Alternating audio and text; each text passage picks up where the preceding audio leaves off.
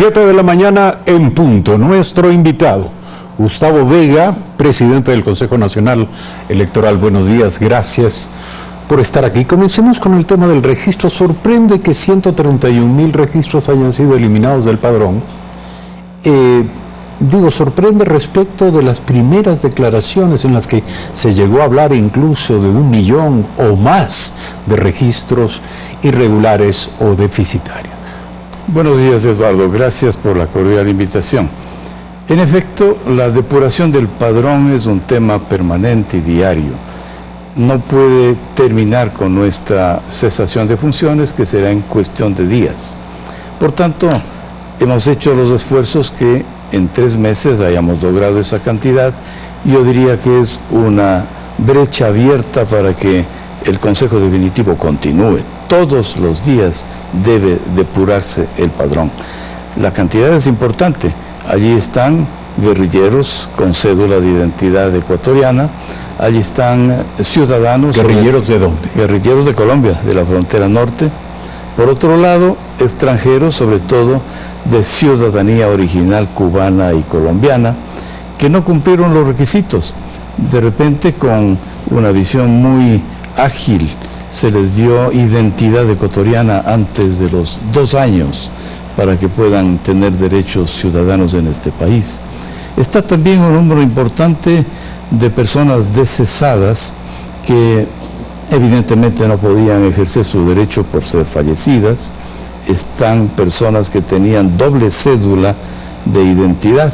Y por otro lado, aquellos centenarios que se entiende que naciendo en una fecha tan antigua no podían estar habilitados para el ejercicio del voto. ¿Sabe usted si dentro del padrón electoral está el señor Julian Assange y votará en las próximas elecciones? No lo sabemos. En efecto, eso es parte del registro civil. Es posible que él pueda ejercer su voto porque ha estado más de 5 años en la embajada de Ecuador en Londres, y las embajadas son territorio ecuatoriano en el extranjero. Sin embargo, sabemos que por nuestros registros en el Consejo Nacional Electoral está constando como un ciudadano nacido en la provincia de Pichincha, en la ciudad de Quito, en Chaupi Cruz, de tal suerte que si él ha hecho una solicitud para votar en las elecciones, son las bien podría hacerlo. Bien podría hacerlo. Díganos, para concluir con este tema, son 131.000 registros y usted dice que este es apenas el inicio de un trabajo que debería ser permanente. ¿Cuántos registros cabe presumir, de manera estimativa por supuesto, que todavía deben ser depurados? Yo diría que la proporción tiene que ser creciente porque cada día nacen nuevos ciudadanos ecuatorianos. Por otro lado, cada día los ciudadanos que se incorporan al padrón sobre los 16 años es una cota permanente para la demografía ecuatoriana, y que siempre a favor respecto de los descesados, que se calculan en unos 60.000 por año. Yo diría que en efecto, sin que haya límite para la depuración del padrón, todos los días debe hacerse. Yo diría que sobre todo en base de una reforma legal, que ya se provocó una reunión convocada por nosotros, la necesidad de que se funda en un solo organismo el registro civil con el Consejo Nacional Electoral para buscar las deficiencias de rigor. 7 de la mañana, 4 minutos, está en curso una controversia en torno a sus declaraciones sobre el tema de la Organización de los Estados Americanos, la supuesta, o no sé si confirmada, usted nos lo dirá, renuncia por parte del Consejo Nacional a este proceso de certificación a través de la Organización de Estados Americanos, a través de este ISO de la OEA, y también a futuras misiones de observación en los próximos comicios. Es cierto, Eduardo, en efecto el Pleno del Consejo resolvió, y así se le informó al ministro de Relaciones Exteriores, en el sentido de que no consideró adecuado, pertinente, lógico, en base de la soberanía del Ecuador, 2 cosas. Primero, que uno de los ISO, o sea, la certificación de la OEA, se ejercite para el próximo proceso electoral. El sistema de certificación no es propio de la OEA, es una contratación que se hace a una compañía mexicana. Por tanto, el sistema... ¿A través de la OEA? A través de la OEA, que lo apadrina, que lo adopta, y que sin embargo tiene un efecto sobre todo publicitario, para hacer parecer, eso es un efecto mediático, de que realmente está certificando la calidad del proceso electoral. Y eso no es así. Eso es falso, de falsedad absoluta. Por tanto, yo creo que...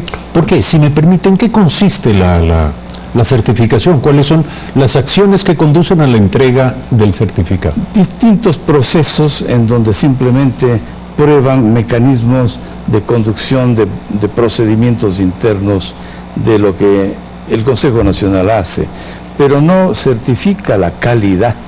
No puede asegurar, por ejemplo, que no haya fraude. Son cosas de fuerza mayor que no tiene la capacidad la agencia mexicana que contrata a la OEA para poder procesar situaciones de ese fondo y trascendencia. Entonces, permítanos entender, la renuncia se debe al hecho de que considera el Consejo Nacional Electoral que aquello que se está diciendo en rigor es falso. Por un lado. No hay una certificación auténtica. Es una certificación burocrática, pero no de contenidos. Y por otro lado, el tema de austeridad. No es gratis, nos cobran algunos miles de dólares. ¿Cuánto? Por lo menos en un primer proceso, $35,000 para comenzar. Y el proceso luego tiene una serie de componentes. De componentes financieros que complica la austeridad que hemos decretado. De tal suerte que, por otro lado, hemos resuelto también que junto con el desistimiento de que el ISO opere para el Ecuador en el próximo periodo, la veeduría, los observadores de la OEA, pueden hacerlo vía Cancillería. Pero nosotros como organismo veedor lo hemos rechazado. Lo hemos puesto, sin embargo, durante todas las sesiones previas, no menos de 10 organismos de rigor. Por ejemplo, el Centro Carter, por ejemplo, UniOre, que es un organismo respetable a nivel interamericano, que puede muy bien ejercer de veedor en el próximo proceso. Eso le iba a preguntar, ¿qué tiene que ver la certificación ISO con la veeduría?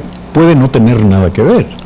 ¿Por qué ustedes afirman tener argumentos para desechar la certificación, pero porque esos argumentos son extensivos a la veeduría? Sí, son dos temas concurrentes, sin embargo independientes.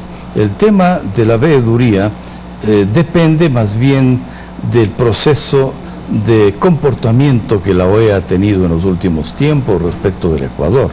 Particularmente ha habido una confrontación con la soberanía nacional en el sentido de que ha sido crítico de la consulta popular que el presidente Moreno lanzó con un aval extraordinariamente alto de respaldo de la ciudadanía.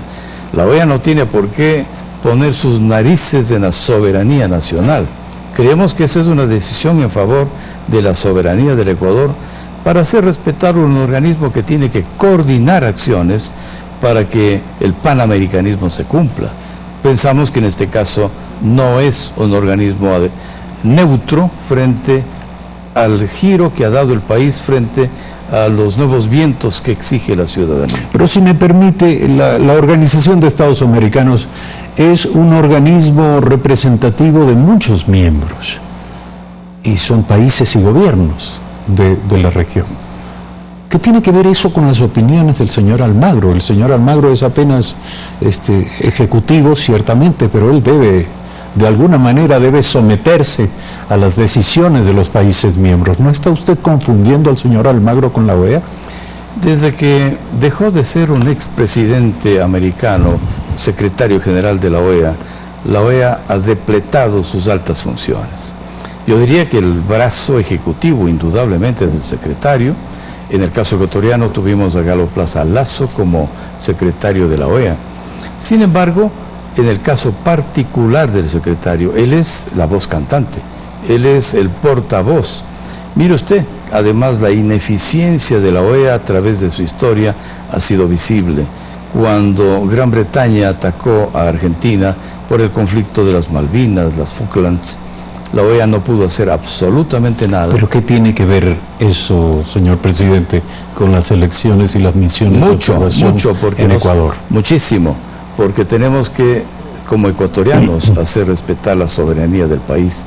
Y por supuesto, la OEA es un organismo que tiene que consolidarse y solidificarse, pero en base del respeto de la soberanía de cada país.